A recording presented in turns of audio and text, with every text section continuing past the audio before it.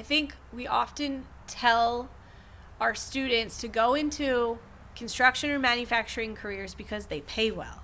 Right. But there's this huge sense of pride that comes with driving by a building and saying, like, you know, I actually got to go into the hotel across the street from Belmont because I had a student who was working in electrical.